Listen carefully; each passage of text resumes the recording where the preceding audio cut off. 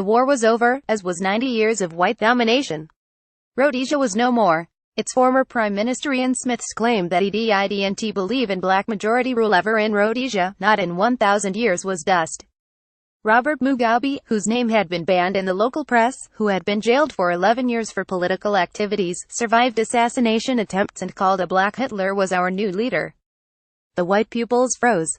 Almost as one, the black children jumped out of their seats, tore out of the classroom and sprinted towards the swimming pool, dancing and making whooping cockerel s Jongwe and Shona, being the symbol of the Zimbabwe African National Union Patriotic Front Party, which had just won the country's first democratic election. I followed them, caught in the moment, but not why part of it. This reaction stunned fear among white people. Jubilation among black people echoed across the land. In his first television address, Prime Minister-elect Mugabe said, "Let us forgive and forget, let us join hands in a new amity." He encouraged white people to stay and rebuild the nation. In Zimbabwe this week, the realignments have not been so subtle. The state-owned Herald newspaper, a propaganda tool in the days of Ian Smith and ever since, went from denouncing the treasonous statements of Zimbabwe Defense Forces ZDF Commander General Constantine Chiwenga, the man who led the bloodless coup, to less than 24 hours later running his speech on its front page. On Tuesday, Kudzai Chipunga, leader of the ZANU Party's Youth League, said that they were prepared to die to defend President Mugabe and the revolution.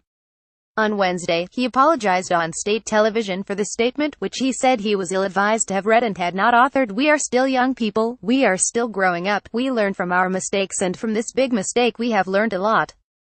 There have been other reported attempts at military coup during Mugabe's reign. In 1999, the Zimbabwe Standard ran a story that 23 soldiers were being held in Harare's Chikorabai prison pending court-martial after an attempted military coup. The editor of the paper was Mark Chavunduka.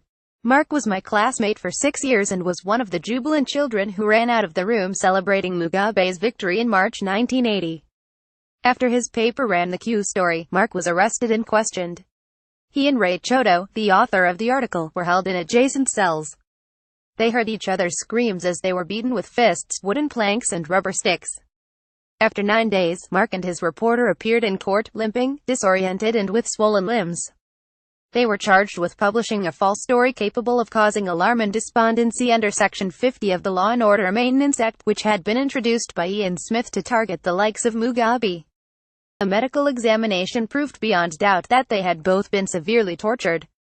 Mugabe came on television and said any media organization which widely suspends truth necessarily forfeits its right to inform and must not cry foul when extraordinary reaction visits them.